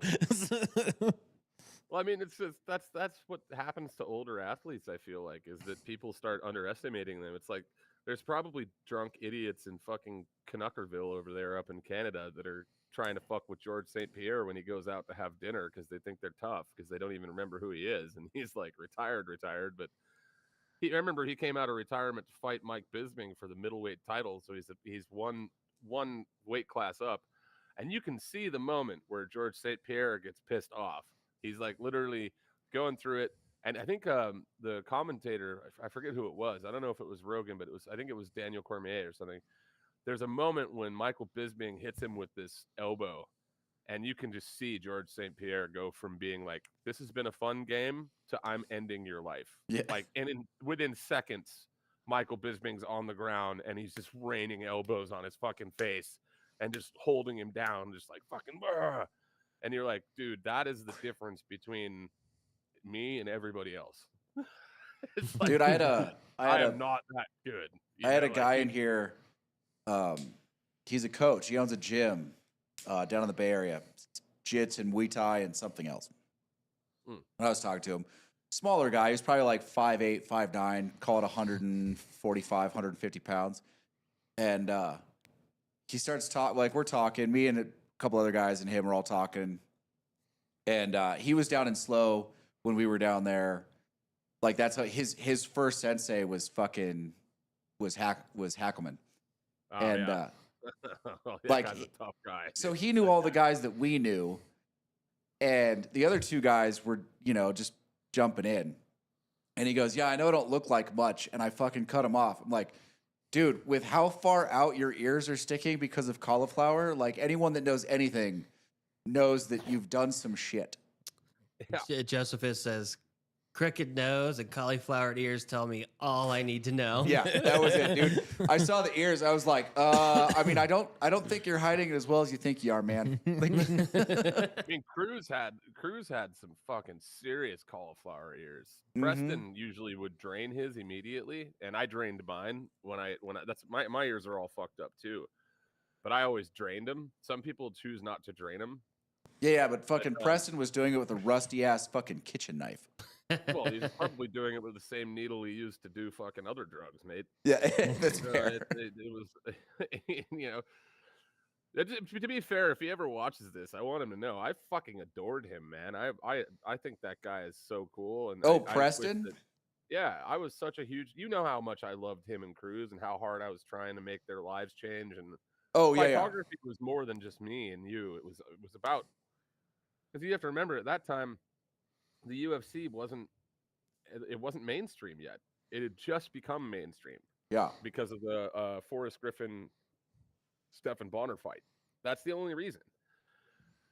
And so at the time when we were making photography, man, it was like, to me, that project was way bigger. I was thinking to myself, like, how, like, Cruz and Preston, these guys are underseen, underrated. They need to be seen. Preston had tried out for the Ultimate Fighter twice or 3 times. Cruz had tried a couple times as well. Neither of them made it. And I was just like, dude, I want these guys to make it. They were so cool. They were great trainers and they were cool people. But yeah, Preston had a fucking screw loose, man. And it was just, he was a terrifying human being. But I was always on Preston's good side. I like Preston a lot. Like, he was one of those original people. You just don't run across people like him very often. But like, I had no interest in being on Preston's bad side. I mean, he's 100% authentic. Yeah. That's the thing, is there is no other version of Preston. Like, Preston is 100% authentically Preston. He has no choice in the matter. Like, he can't be anybody else. He's not like most people who can like shift gears and be like, oh, I have to play with kid gloves with this person, or I have to speak strong, as they say in Cambodia, speak strong to this person. Preston's just fucking Preston, and you either are part of his life or you're dead. Yeah, but I listen, I thought both those guys were incredibly cool. I got to work with both of them a bunch. Agreed, man. We were very lucky, and they were also, the other thing about them too was they were great on fucking camera, man. Like, both of them were great at it for interviews. After they would be training, they were good at being in the right position. They were ready. So what was photography about? It was a fucking fight documentary. Yeah. Just them fighting and going over what their fights were and all that, or like building up to their next contest. Okay. It was like a training documentary. Oh, so like the boxing, like HBO specials to follow up to the like actual fight night. Yeah. Yeah. Okay. Essentially, but yeah, this. So, photography for me was about making sure to document, because what I wanted people to know is you've got the Chuck Liddells of the world, you have the Anderson Silvas, you have the George St. Pierres, you have the Canelo Alvarez's, whatever you want to say. So who are they training with? Yeah. Well, the other part of that, though, too. Who's in the cage every day with them? Who's rolling on the mat with them every day? Who's there for 3 hours every day with them to go through the stuff? Because those guys they really honestly never get noticed, and they never get brought up. So that was what it was really about for me. Wait, what's going on? Read the chat. Just writing some shit. Oh, God. I'm Judo Sutra. Judo Sutra. I can. hip toss you into the crab position. Oh my god, that is the most relevant joke that I have seen in the chat yet, dude. That is fucking super funny, Josephus. So Josephus, by the way, I just want to ask you: are you an actual like comedian? Like, who are you? Like, He has his own YouTube channel. We did a little deep dive to see who he was. He's entertaining. Okay, I mean, but yeah, tell me, Josephus, what do you got going on in your life? Tell the chat what's going on in your life. And while How you're are doing things? that, we will bullshit around still. Yep. Oh my god. So- Have you tried the Old Forester yet? Compared to the other ones, not yet. I was getting ready to. Dude, the Old Forester hits, Yeah. but it's got some strength to it. I think it's 130 something. It's Yeah, 133. Yeah, you If can, I remember you can right. tell. I hit that. I was like, oh god. Yeah, it's 133.5. Because Right. I was talking to him about it earlier. I'm like, yeah, I still have a bottle of that at home. Christian, I warned that's people right up when I your, poured for right you. up your alley there, bud. It's one of those, like, I give people a heads up. Like, you want to start with something and then go to this one. Yeah. Like, it's got a kick to it. They're like, what's a kick? And you're like, it's got some proof on it. You'll be fine. Just start with something nice. Let's see. Christian, why don't you chime in this time? You motherfucker. All right, Christian, game on. Listen, You guys have never had a Tim Brown. We did. I don't watch football, so that comment, whatever you were talking about, I zoned out on it. And when I was laughing at one of the comments that was being made on by Josephus. Because I don't watch football, I watch hockey. Hockey's where it's at for me. Dude, can Come I on, just like, we all know you just watch gay porn, bro. I'm not you, so it's all good, bud. I have to watch hockey with with music on or something. I can't listen to the announcers. Yeah, the announcers are hard to listen to. It's like Kenny Venturi announcing golf in the fucking 80s and 90s. Like, it's just a great way to go to sleep. My favorite thing is when they lose the puck. Like, they have no idea where the puck is on the ice, and they're just like, where the hell did it go? It's There's talked every- about. That's like one of the best gay jokes ever that you just created by accident. Are you Where talking did about the the puck Old go? Forester Oh, Lone who Star knew? edition? I sent you. No, Christian. This is a barrel pick. That Old Forester, the King Ranch, is, in fact, I meant to include a sample for you in the package I sent. But we drank it all, so you don't get But any. when we get new hats, I'll send you some fun stuff. Yeah. But the one we're talking about now is this one. It's a barrel pick from Minden Meat and Deli, so is this one. Old Forester just does a good job generally. Like, everything they do is pretty good. Yeah, I haven't had a bad Old Forester. That King Ranch is really cool though, because it goes through like mesquite. Yeah. Holy shit. Oh man, sorry. I'm reading the comments while you guys are talking. This is I'm fucking reading hilarious. that comment right there. I'm just an open micer. I do play guitar, piano, and mean slobber blues on the meat whistle. Dude, if you're just an open micer, Josephus, you are in the dude. You need to get on Kill Tony as fast as you can because you're funny as hell, dude. That's fucking hilarious. Yeah, we hate that we can't read all your comments just because it'd probably get us in trouble. But they make us laugh every time. I could just see Josephus now on Kill Tony when fucking Dice is one of the judges, and Dice looks over at fucking Tony's like, this guy's out of fucking hand. If you get it from the Dice, if Dice says it to you, I mean that was crazy. The last Kill Tony that was fucking Andrew Dice Clare, I was just like, wow, dude. Like that's one of the things I love about Kill Tony was he literally got canceled, and then he went from that to just the first audience that he ever had was like 13 people, and he just kept doing it and doing the podcast and doing it over and over and over again, and now he's like selling out arenas all over. Josephus says he's trying to get out of Austin, and he puts, oh. Yeah, okay. So, I mean, well, don't get out. Why are you trying to get out of Austin? You should be trying to get in Tony's ass. He's gay. He's not, apparently, but that is the running joke about him. Well, that's the mannerism he puts up a lot, so that's what everybody thinks. Yeah, I mean, I do like the same as guy who you. plays Dr. Phil. Oh yeah, the Dr. Oh, Phil guy's Adam Ray. hilarious. Yeah, Adam Ray. because the best thing ever was that when Dr. Phil came out. And Like, went with him. Well, he was doing a show, and he's like talking to somebody in the audience, like, I don't like your fucking attitude. And then the real Dr. Phil walked out, picked up the mic, and goes, I don't think I like your fucking attitude. Then just drops the mic. And you're like, what the fuck just happened? No, so he was talking about this. Adam Ray was talking about how he was so worried that someday Dr. Phil would see it and that he would like really be pissed off because he actually really likes Dr. Phil, and also he was afraid of getting sued. And then apparently at some point Dr. Phil sent him a video message of him doing his version of Adam Ray doing himself. So like, and then now he just like, I mean, that's cool that Dr. Phil is down to like take the piss out of himself. You know what I mean? That's fucking awesome. Like, if you can't do that, dude, then what are you gonna do? Yeah. It's just like if you're gonna dish, you got to take. You know what I mean? That is true. Kevin knows all about that. Nah, not you, but I know you like to put it off Listen, on me. I But it's love all with you. Dr. Phil. Like, Oprah basically made him, right? Yeah. And now they're like mortal enemies. I don't know if they really are. I don't know if they even still talk.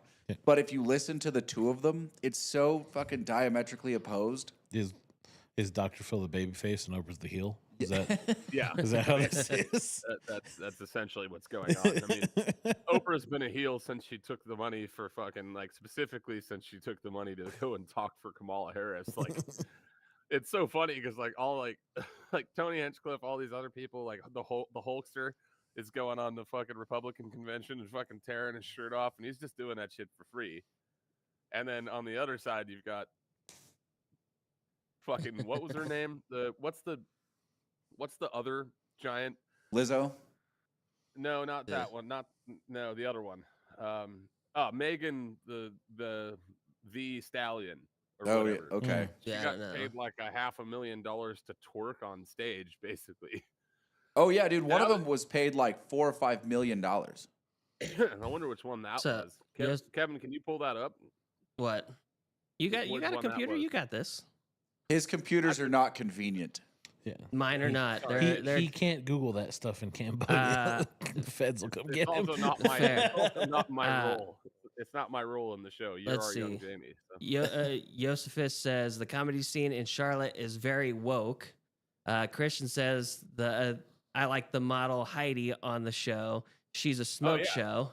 And let's see, what does Josephus say? Remember when Oprah pissed herself in The Color Purple? Yes, I remember that. I recently watched that movie. I actually don't remember that. That's rare that I don't remember a movie. So Oprah pissed herself in a movie? The Color Purple was kind of during the slave times almost, and it was like based on it's hard for me to remember. I didn't see it. Yeah, she owned a house, she was abused, but the guy that was there technically said that he owned the house. She didn't get to see the papers because he didn't show her.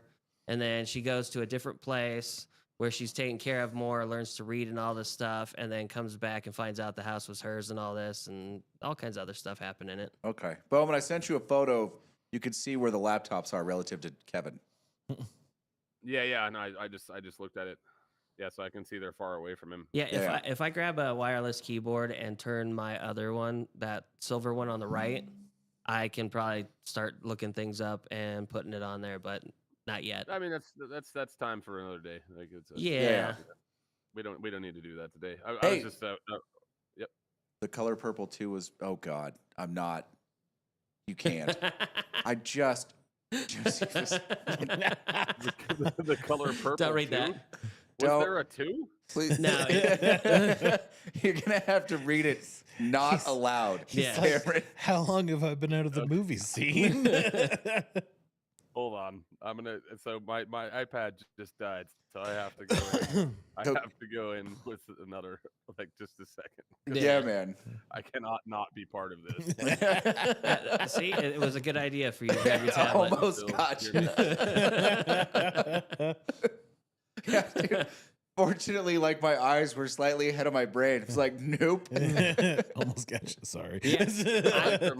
I tend on that show. I She's a tend to smoke show read it that- way before I say it out loud, so I have to read it before because I've learned. Oh man. He said sorry. You're not sorry, Josephus. You're not sorry at all. He's like, my bad. He's like that. Did I say that out loud? It was internalized, I promise. Okay, I got it. Just know, anytime I start laughing during a conversation, it's usually because I just read something he typed out. So I'm supposed to be in a fucking avalanche safety class the next 3 days. Yeah, how early? Like 8 in the morning. Yeah, it's not too bad. No, not bad. In And the there's morning no, is for going to bed, not waking up. and there's no commute. But here's my problem, right? Like some people have been like, there's like a group email thread from the Yeah. professor, and he's a fucking dick. Like I'm just reading his responses. I'm like, How's his responses? They direct or they? Yeah, it's very much like, why am I here? Like I can't believe I have to deal with you fucking morons. And do an email thread with you people. Yeah. Anyway, and the other part of that, like I went through all the fucking materials. I was like, oh, I know all this. Yeah, it's just a re-up, right? For you, basically. Yeah. Yeah. It's just annoying. Like the next 3 days are perfect golf weather in the valley. And That was sorry with a Canadian accent. Yeah. I'm sorry. Sorry. Sorry. Sorry. Oh, you know what just spread across my Amazon yesterday? What's that? Fucking Strange Brew. I was like, I might have to watch that. I would think it's Well, right I up your mean, alley. Dude, I love Sorry, Strange guys, I Brew. didn't mean to go dark Oh. on you for a minute there. That's No, fine. you're We sorry, were man. talking. It's did you nice tell him- because with the new setup, like the way we did it, if you go dark, we just take it off your camera. Yep. And then, did you tell him about the new season of Lasso? Oh yeah, there's gonna be season 4. Oh yeah? Yeah. How'd they work that out? So that Nick Mohammed, the guy who plays Nate the Great. Yeah. So he's doing a theater production, and he came on to Instagram in his character to apologize because they were moving the dates of the play. And he's like, I'm really sorry. Like, if you want a refund or if you want to like find out about tickets, like, there's a place where you can go do this. And he's like, I can't tell you what I'm filming, but there's a lot of speculation about it. And he has this piece of paper he's reading from. And at one point, the piece of paper dips down, and then it comes back up, and he's holding the Believe poster on the back of the paper. And he's like, so I can't tell you what I'm filming, but a lot of people are going to be real happy about this. And I was like, oh, fuck yes, season 4, baby, let's go. Josephus says, I've been working on some quotes. Fuck is the salt of the well-seasoned vocabulary. Josephus. Fuck Is it the of a salt or well-seasoned the butter? vocabulary. It could be both. I mean, realistically, when you think about it, it could be both of those. I'm sorry, what was things. that? What'd you say? Both? Both? There's no L Butter- in there. Both. Butter and Yeah, both. What? Why Yeah. is there so You much throw an extra L so in there. much emphasis on the L? Both. Both. yeah, I mean, that's how that's the language, baby. Both. Turns out I speak it. Both. It's like bowling with a the at the end. Both. Both. That's Speaking of bowling, we were talking about Lebowski earlier. I don't know if everybody knows, but I am an actually ordained Dudas priest. Of course you are. You got some more quotes up there. Like the band? No, Dudas priest. Oh, I thought you said I'm- Judas Priest. I was like, what? No, I am an ordained Dudas priest, so I could marry Casey and Kevin when they're finally decided. Listen, that I'm they're an gonna ordained I'm an ordained minister as well, but I don't do any of that. What was the first one you could do online? Like the Universal Life Church or whatever? Yep, that's the one I got. I'm also certified to marry as a Jedi. Oh my God. In which countries? This country. well, probably just the prime planets, Coruscant and all the inner worlds. I don't think they recognize marriage on Tatooine. Last time we degraded into pedophiles. This time we're degrading into fucking what pedophiles watch. Oh, Star no. Wars. But We no, are. I was ordained by the Doodly Llama himself, dude. The His name's Doodly Ben. Llama. Don't even know what that is. What is the Doodly I'm Llama? assuming it's the head of the Dudist Church. I don't even That know is what a correct. dude's church is. Wait, so It is- the head of It's Look the it up. church Dudes of the dude. The dudes that blow each other. no, the No. dude. I know who the dude is. I You're- got it. You, I know who I it mean, is. I got you're, it. you're I walking highly a doubt- dangerous line I'm, there, Kevin. I'm willing to this is- fuck that line and everything. That line is no longer there. You do know there's a good chance I'll be there soon. So What are you you might gonna not do? want to step Dislocate on both that your line. arms and fall over? Listen, I'll just kick you instead, bud. It's Listen, okay. Your legs listen, can't do good shit. leg. Bowman, it's already been decided. If we were the cast of The Big Lebowski, Kevin would be the Jesus. Nobody fucks with the Jesus. All we need is a purple jumpsuit, I a purple like- sparkly jumpsuit. I like Josephus's last comment. We are a collection of experiences gathered by time in order for the universe to understand what what actually is. I think that's actually a quote from Joseph Campbell. I have no If idea. That's Josephus be- Campbell. Thank you very much. I could be incorrect, but I'm pretty sure that it's so. Joseph Campbell was just on Joe Rogan. I don't know if you guys have seen that yet, but he talks about. He's a high-level physicist, and he talks about it from his perspective. He started in like the '60s or something like that, and he's like Scott. He believes in astral projection and all the different stuff like that. And he thinks this is an actual simulation, and his actual explanation of it is pretty interesting. If you get a chance to check it out, I think that might be a quote from him. If I'm wrong, Josephus, I'm wrong. But yeah, it's definitely. He talks about how essentially we are a system, and if you add too much to the system, there's always a sweet point, and then the system collapses after there's too many users added to the system. And he compares it to No Man's Sky, which is a video game I play. I don't know if you guys play that or not, but have you guys seen this or no? I haven't played that game. I didn't see the Joe Rogan. No. Yeah, it's a good watch. It's one of those ones where Rogan actually for once just sits there and doesn't say much. The guy just keeps talking, and you can see Rogan's just fascinated. He's just like, "What the fuck is this guy talking about?" You know? If I'm being honest, I usually wait for the clips to show up on YouTube of Joe Rogan because the 3-hour watch is a bit much for me. Yeah, same. I mean, it depends on. Well, I mean, we're a 2-hour watch. What the fuck are you talking about? Well, usually we Trying try to say go for 2 about an hours. hour to an hour and 30 minutes, but the last couple have been Hey, like 2 hours. We're interactive. Okay, there's a difference. Well, that's also true. Hmm. They said similar thinking, but that one is mine. Okay, as far as I know, he says. I watched that JRE episode though. Yeah, I mean, I think that's irrelevant. It's if the people who watch this show, you might want to check that one out too, because we're all kind of like Lane would get it if you watch it. I'm sure Casey and everybody else would get it except for Kevin. And Sorry, I toned out, assholes. What happened? Shots fired. Hey, over turns there. out Kevin actually a solid mathematician and physicist. yeah, it turns out I am neither of those. Yeah, we So- know that. Wait, We hold know. on. Cameron, do you remember your first time at Burning Man? Yes, Do you remember coming back from your first time at Burning Man? yes. Do you remember coming up to me and you're like, all right, we need to discuss string theory and theoretical physics? Yep. I think that was probably the deadest stare I've ever had at you. Like, Well, wait. there's a whole story behind how that happened. It's that story of how high were you when you were talking? No, Well, so it's- this is the. Go ahead. Like I say, I don't think it's that he was high when he was talking to me. I think it's that he was some version of high when he was listening to the actual theoretical physicist that was at Burning Man. Were Yeah, you so there was a- were you dropping this- acid with Stephen Hawking? What the? I mean, I may as well have been, dude. So how this all happens is I get up in the morning, right?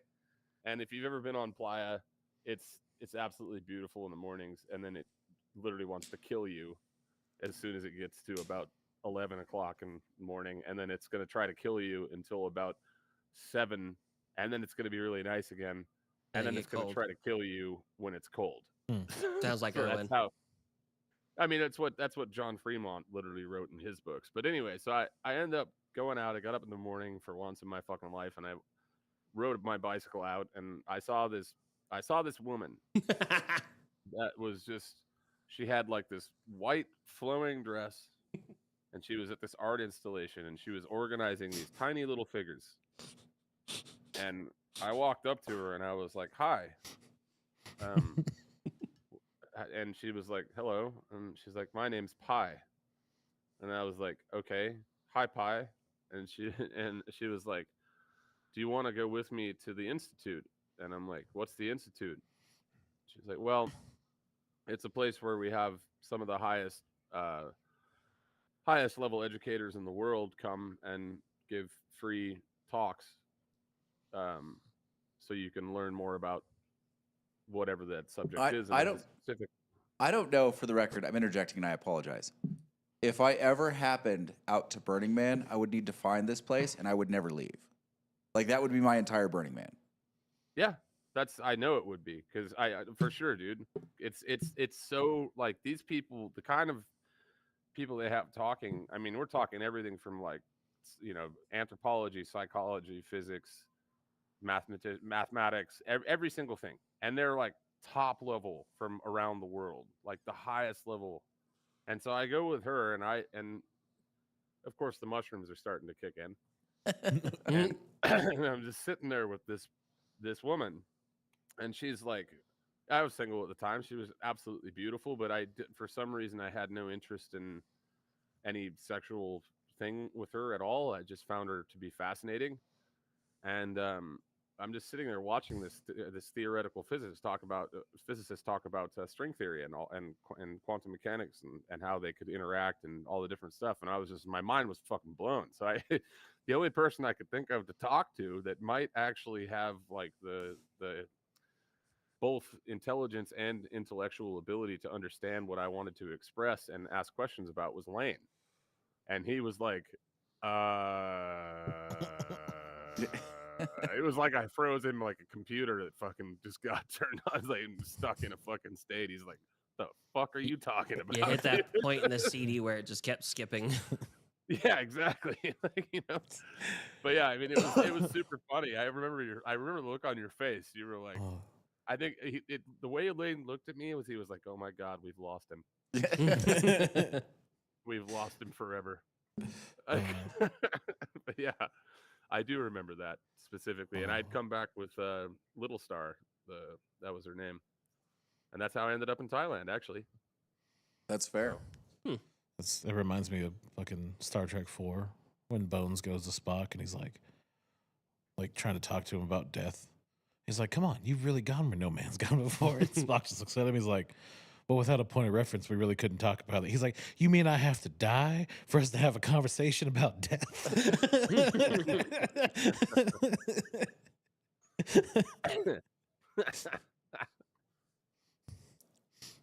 I don't have anything for that. I don't either.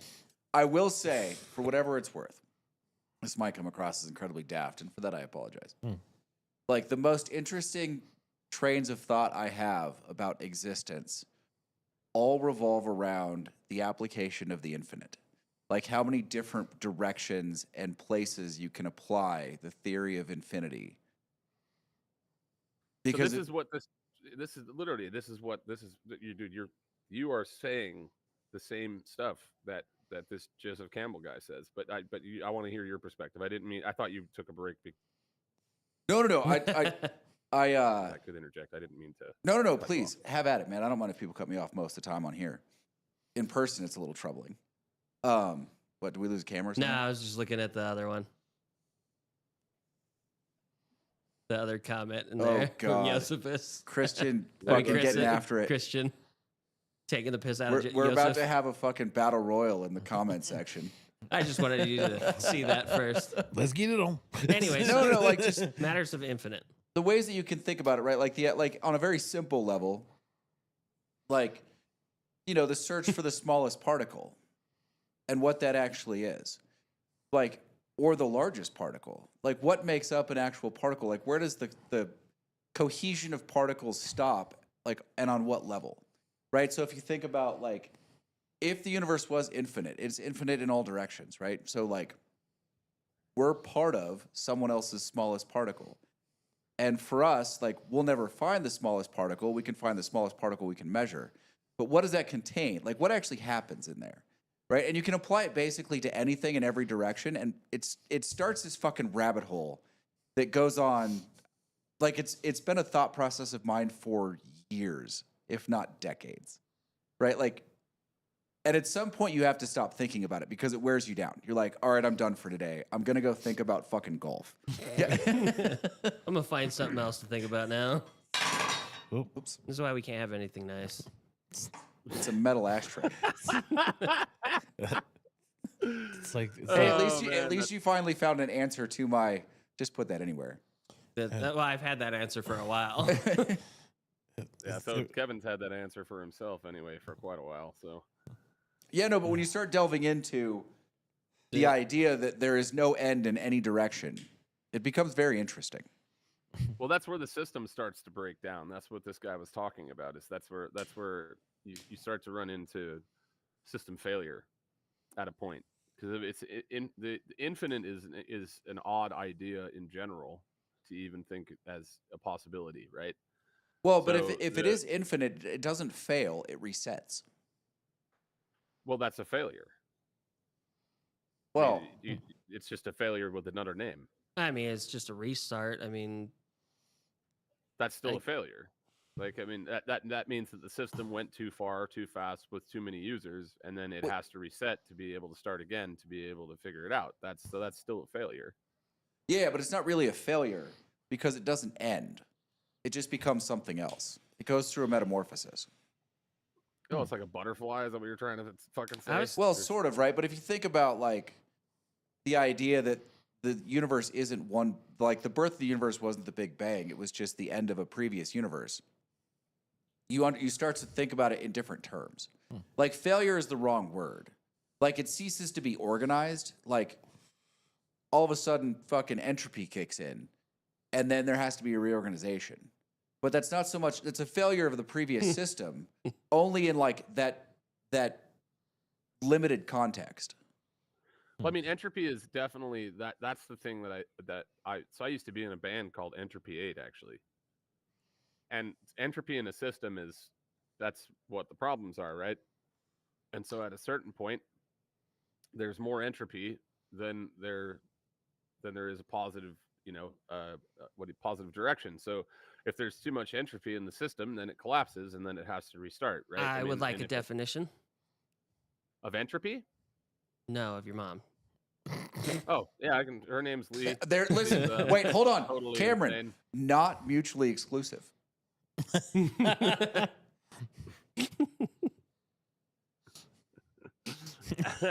Yes, give me a definition of entropy.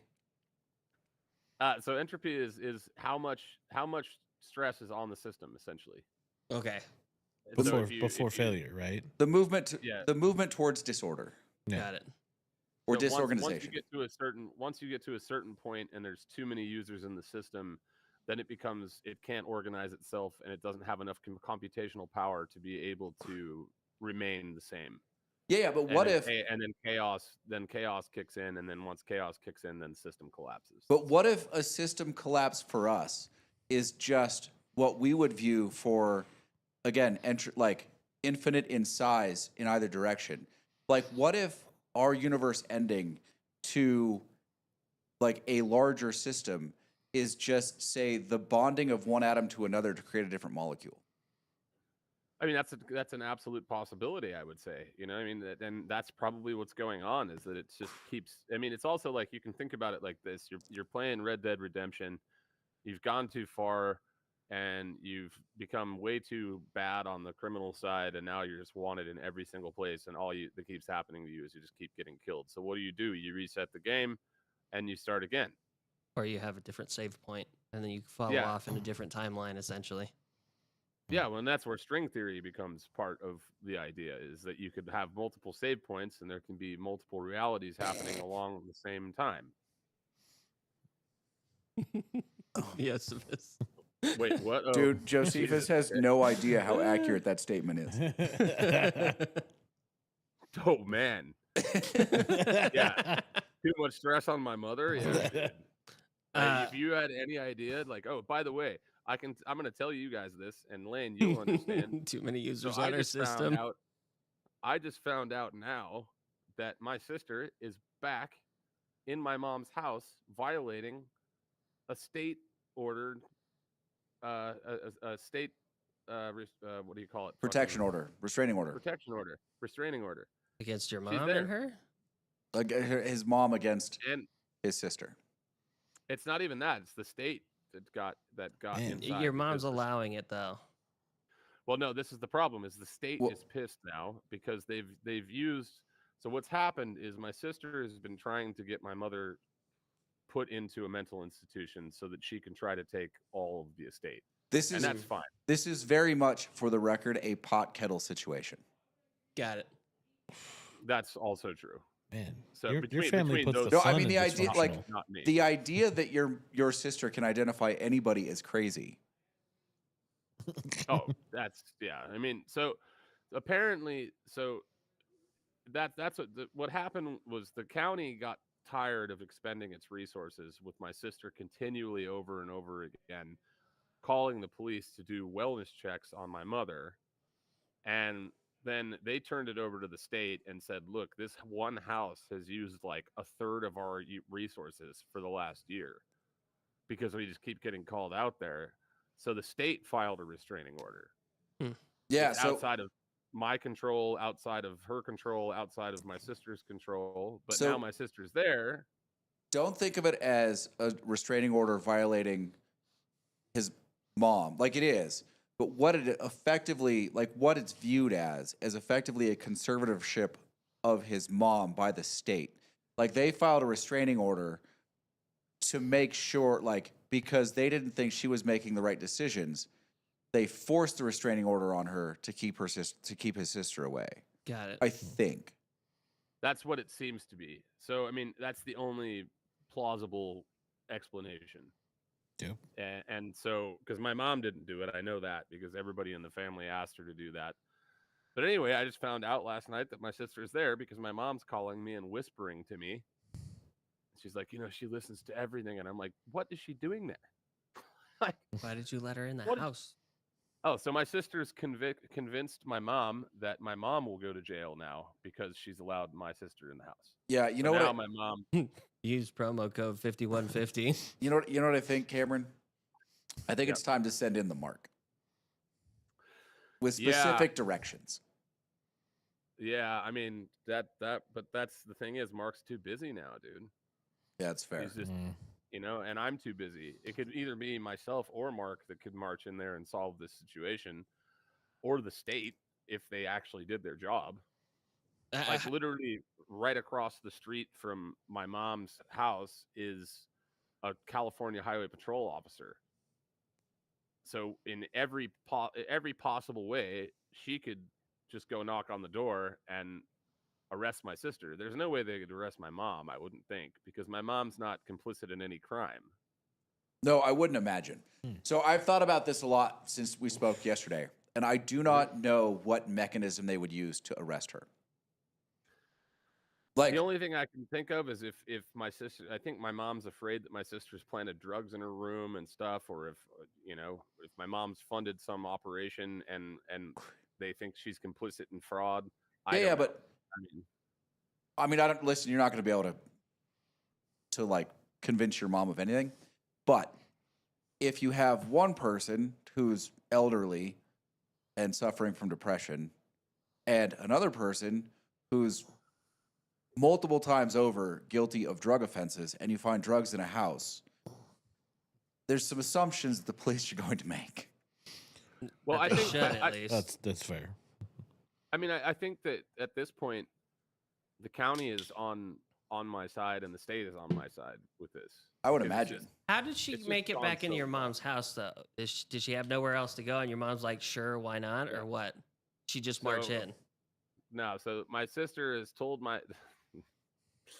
She just marches in for one. His Got it. his sister, for all of her crazy, is a force of fucking nature. Like, Oh, dude. I want to know about this. Dude, so my sister is probably one of the most unfortunately non-weaponized government agents ever.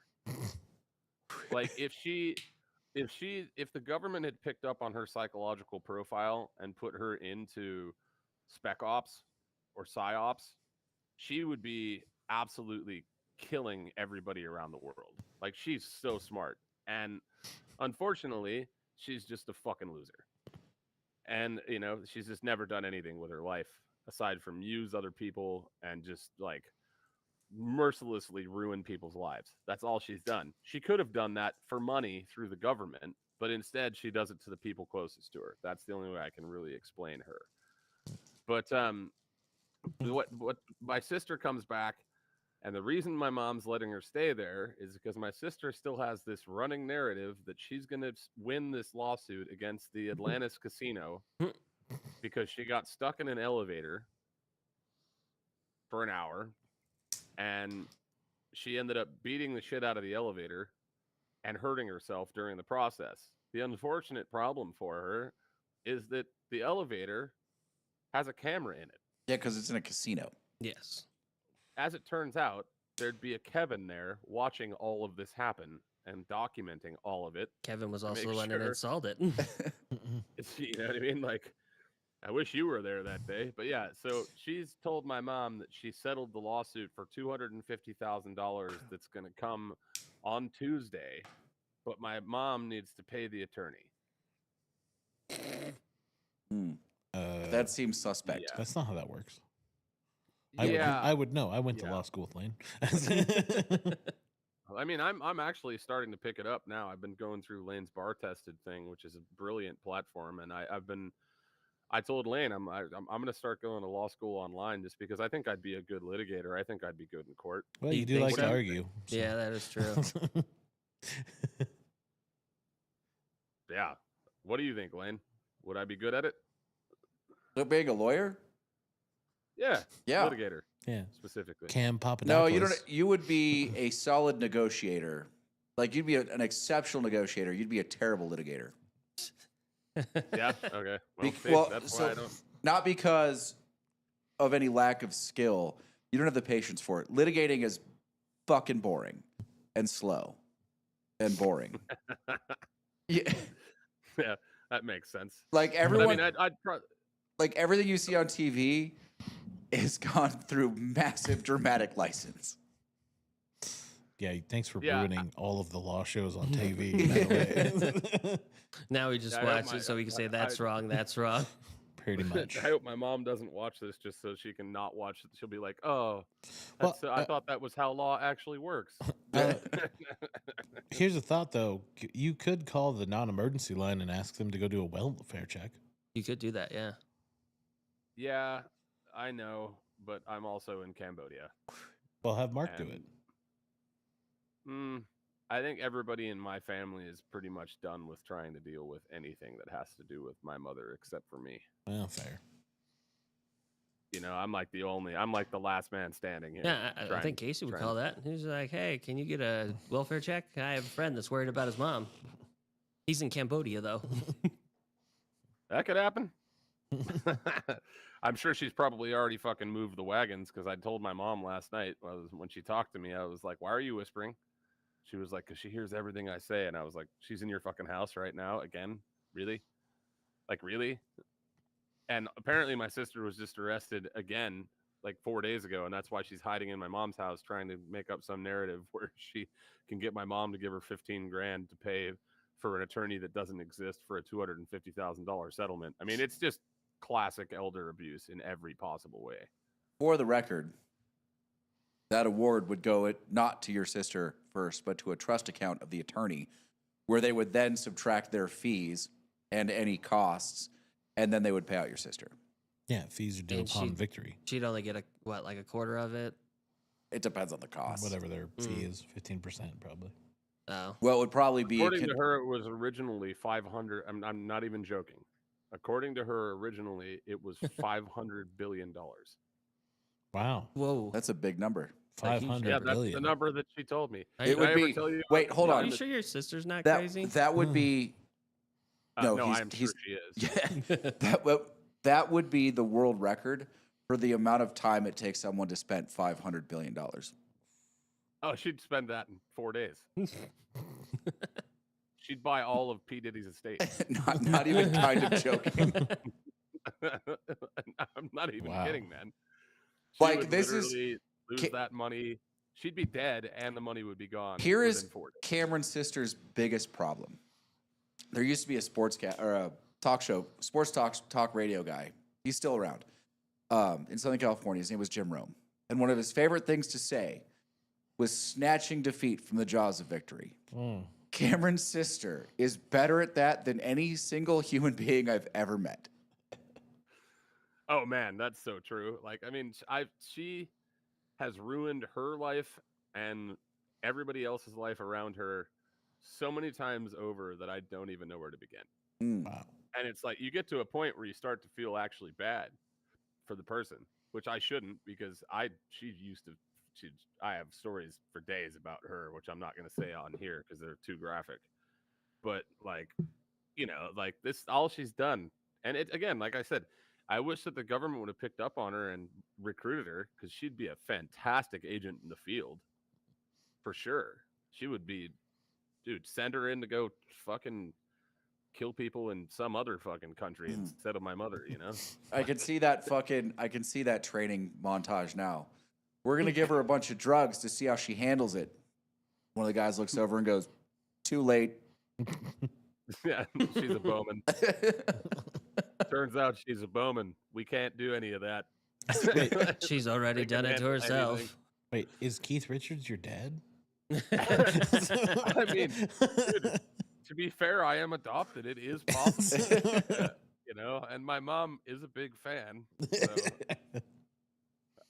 you know, if Elvis hadn't died before I was born, I would guess that I would have been an illegitimate child of him. But instead, Wait, I'm just a real reincarnation. Elvis or fake Elvis? Big Dude, you're Elvis. gonna be back here one day, Bowman, talking with your dad, and he's gonna be like, just randomly, He's watching.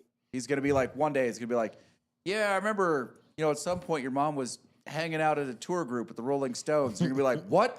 I'm like, that's where I actually come from.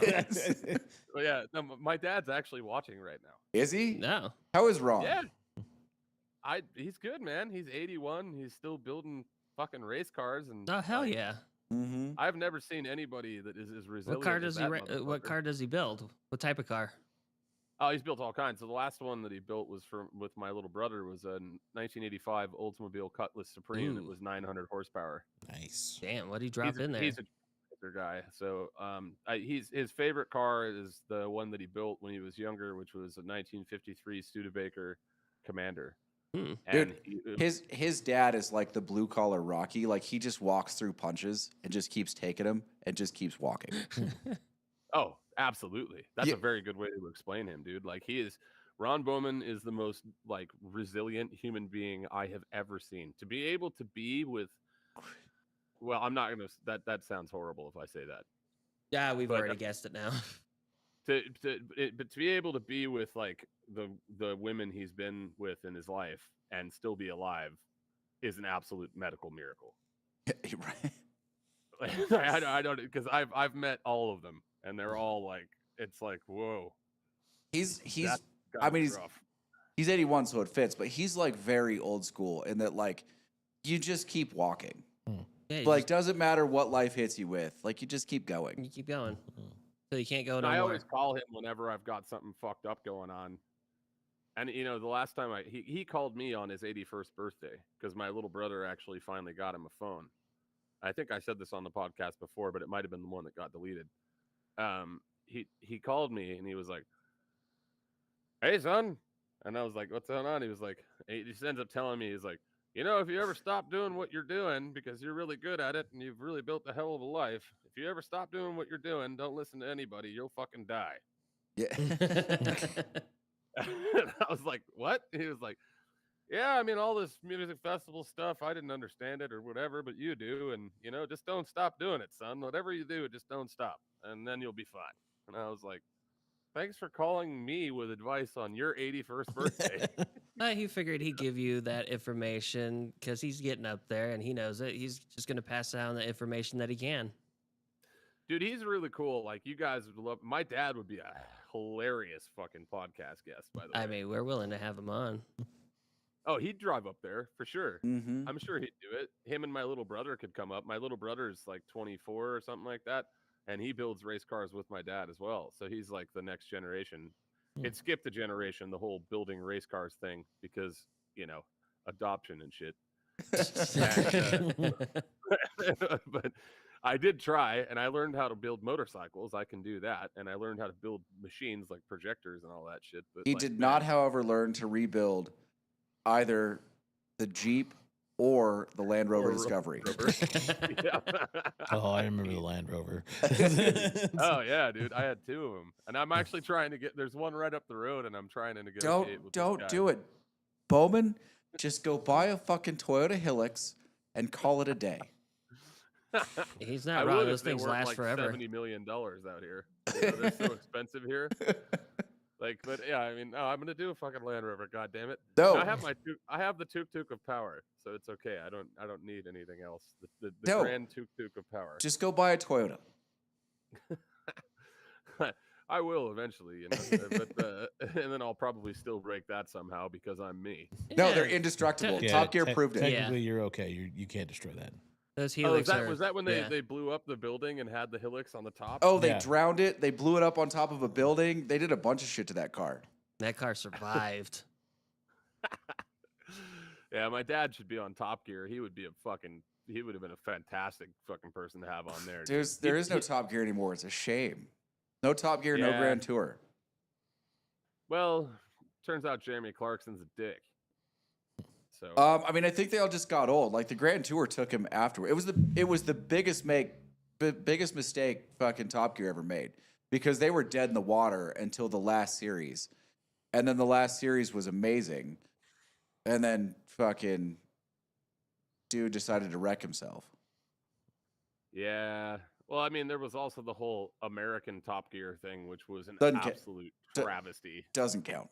Which Was- one? The That's first one or so the bad. second one? Neither of them count. They're Or both the- terrible. Or the third one? They're all terrible. Dude, they're worse than a fucking Nick Cage sequel, bro.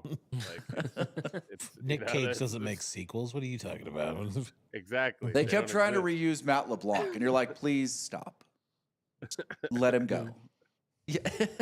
What's the worst sequel you guys have ever seen? I mean, does it have to be this? Does it have to be the actual sequel, or can it just be in the series of a bunch of movies? The actual sequel. Oh. There's a bunch, and I try not to think about them, so I can't get them off the top of my head. What's the O.J. Simpson chase? The what? Oh, The Last Jedi. Yeah. Christian Have I- says the mid '90s Land Cruiser was shit. That's We're the also shit, true, not Christian. shit. The shit. The shit. Sorry, I learned to drop Um, words. Cameron, have you ever heard my theory about the second, like the newest Star Wars trilogy? Did Yeah, you watch so it? This was where I was going. Did you Yeah. watch it? Did you No, watch go any of ahead. them? Like, did you watch The Last Jedi? Yeah, dude. So- Unfortunately, I did. I so- shouldn't have. I watched it, and I was fucking walking around pissy because it was fucking awful. And someone goes, "What's your problem with it?" Because they were fucking enamored with it, or they didn't hate it. And I was like, "What do you mean? Like, I saw that fucking show 20 years ago, 30 years ago." And they're like, "What do you mean?" I go, "It was the fucking O.J. Simpson car chase. Tell me that wasn't a fucking white Bronco they were driving slowly to get away from the fucking police." But I just feel like they were hashing out all the same things that were in the first three, and No, then no, they no, fucked no, it off no. in So other areas. remember, the first one that came out was A Newer Hope. Mm-hmm. The second one, different director, different whole storyline. Let's kill off a bunch of characters we didn't need from the first one. That's the O.J. Simpson chase. The third one is the Return of the Jedi. Yeah. So, But I'm watching it, and I'm like, this is the O.J. Simpson car chase. Like, it's a slow speed car chase. yeah. Where's the glove? Yeah. Yeah, I mean, dude, I checked out. I tapped out on the whole Star Wars thing a long time ago. Christian's is Porky's 2 wasn't very. It was not very What? great. Porky's 2 The Revenge? How dare you? the color purple too. Oh my god! I mean, I think my least favorite sequel was probably the I think it's called Sammy Darko. From the Donnie Darko series. I did not and know they I did didn't that. watch that. There's a second one. there's Wow. 3 of them. Probably like a yeah. C-rate movie. Dude, it was like I couldn't. Donnie Darko was so good, the original. I tried for like 5 seconds to watch that because it's basically based off of his little sister. Now she has the same syndrome that he had, and it's like a hereditary thing or blah blah blah blah blah. And I'm like, oh Wow. god. I tried for 5 seconds, man, and I was just like, if I watch this, I'm gonna ruin the legacy of one of my favorite movies. Yeah, I'm I not didn't gonna do care it. for the second Ghost Rider. That was one of the ones that I didn't care for. I like the first I one. didn't care for the fucking first Ghost I Rider. enjoyed the Jesus first. Christ, I where's enjoyed. your fucking movie taste. I enjoyed the first one because I liked the bikes. The bikes were nice, and then the second one, the bikes were kind of shit, and then the plot line was meh. Dude, I didn't get the second. That's for sure. I didn't even get halfway into first. I was like, God, Nick Cage, how far can you fall? The first one gave us the guy who played Jamie Dutton. He was the bad guy in that movie. Ah, okay. You guys' camera went it out. came on, and I Oh. was like, where do I know that guy from? And I was like, oh shit, that's the dude from Yellowstone. But he's like emo in the fucking Ghost Rider. Yeah, he was- movie. We're at 2 hours. You guys want to fucking reboot that camera, or you want to fucking call it? We can call it. All right. Yeah, let's call it. I mean, there's things I'm sure we can all do, but Oh, yeah. the best sequel was Temple of Doom. Do you think so? Wow, that's what Josephus says. I don't know. I think the best sequel is probably Aliens, dude. Aliens was a fucking hell of a sequel. I mean, there's some legitimate fucking contenders in that conversation.